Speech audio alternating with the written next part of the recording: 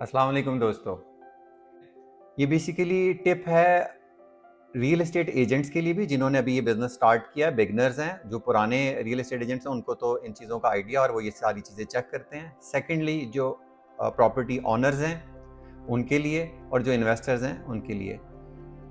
Basically होता क्या है कि अक्सर लोग आजकल डाटा मार के आपके घर पर पहुंच जाते हैं और घर पर पहुंच के आपकी सपोज मार्केट की जो प्राइस है वो से 10 करोड़ रुपए की एक प्रॉपर्टी है, वो आपको कहेंगे जी मैं आपकी प्रॉपर्टी जो है वो 10.5 करोड़ की बेच दे, तो मार्केट की वर्थ नहीं है। हालांकि मार्केट तो इस वक्त स्लम्प में है। तो वो जो आपको एक एक्स्ट्रा लालच देते हैं उन्होंने क्या करना है कि आपको एंगेज कर लेना है।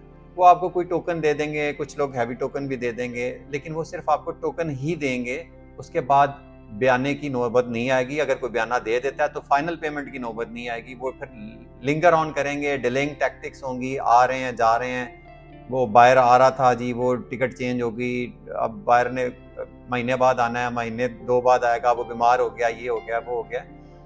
एक्चुअली वो उस वक्त तक इसको लिंगर ऑन करेगा जब तक कि उसकी प्रॉपर्टी आगे फर्दर रीसेल ना हो जाए या उसके किसी और सोर्स से फंड्स अरेंज ना हो जाए। सो बेस्ट केस सिनेरियो ये है कि आप लोग इसको सेल करने से पहले इंश्योर कर लें कि उस जो डीलर की क्रेडिबिलिटी क्या है, क्या वो रजिस्टर्ड भी है या नहीं है, और क्या उसकी इतनी कैपेसिटी है कि वो आपको पेमेंट कर सके अगर उसने खुद उठाया हुआ है। और अगर किसी एंड यूजर ने लिया तो देन उसमें भी आप चेक करें कि उसके जो सोर्सेज क्या हैं, कहाँ से वो फंड जनरेट होने हैं, क्योंकि जो लंबा टाइम मांग रहा होता है जनरली वो कोशिश ये कर रहे होते हैं कि हम कहीं ना कहीं से फंड्स को अरेंज करेंगे। इमीडिएट अरेंजमेंट नहीं होता और वर्स्ट के सिनेरियो अगर वो नहीं होता तो फिर आप स्टक कर जाते हैं। लेकिन इस सिनेरियो के अंदर जिसको अभी हम डिस्कस कर रहे हैं, इसके अंदर वर्स्ट के सिनेरियो नहीं होता। इसमें वही सिनेरियो होता है कि जब तक बिकेगा नहीं वो आपको पेमेंट नहीं करेगा। इसका मतलब ये नहीं है कि आपने प्रॉपर्टी बेचनी नहीं है। ऑब्वियसली आप हर बंदे ने प्रॉपर्टी जो ली है वो उसको सेल करेगा।